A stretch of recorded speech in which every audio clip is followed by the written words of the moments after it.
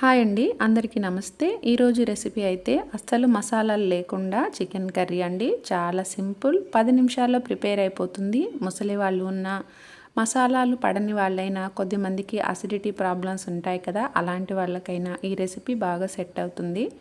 ఒక్కొక్కసారి ఇంట్లో అల్లం వెల్లుల్లి ఇలాంటివి లేనప్పుడు కానీ సింపుల్గా కర్రీ చేసుకోవాలన్నా కూడా ఈ రెసిపీ అయితే చాలా బాగుంటుందండి. దీంట్లో మనం ఎటువంటి టమోటో కానీ ఉల్లిపాయ కానీ మసాలాలు కానీ వేయడం లేదు.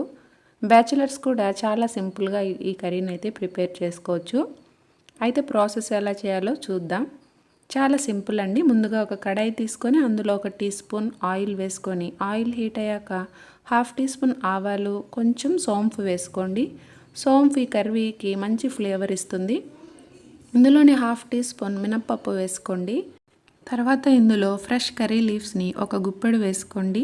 ఈ కర్రీ లీవ్స్ ఫ్లేవర్ ఈ కర్రీకి మంచి ఫ్లేవర్ ఇస్తుందన్నమాట. తర్వాత శుభ్రంగా కడిగి పెట్టుకున్న ఒక 1/2 కేజీ చికెన్ తీసుకొని ఇందులో వేసుకోండి.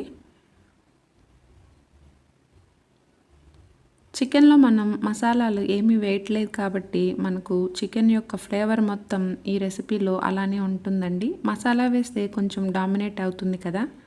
ఇందులో తగినంత ఉప్పు వేసుకొని బాగా కలపండి.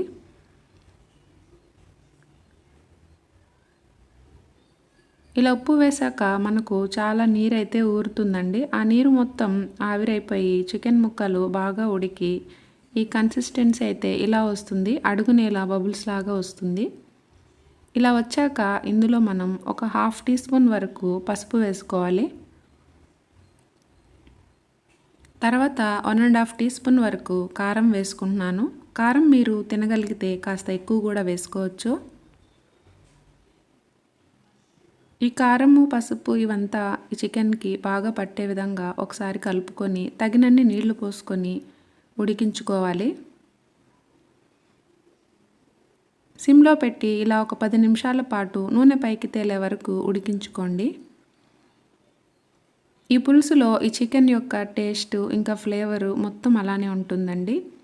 మసాలా వేసి చేయడం కన్నా ఇలా చేసుకుంటే చాలా రుచిగా ఉంటుంది.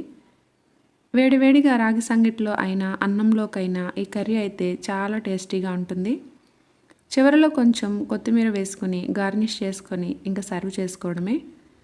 నా ఛానల్ మీకు మొదటిసారి చూస్తున్నట్లయితే తప్పకుండా మా ఛానల్ని సబ్స్క్రైబ్ చేసుకోండి. వీడియో నచ్చితే తప్పకుండా లైక్ చేయండి. ఇంకా మీ ఫ్రెండ్స్ అండ్ ఫ్యామిలీ మెంబర్స్కి షేర్ చేయండి. Thanks for watching.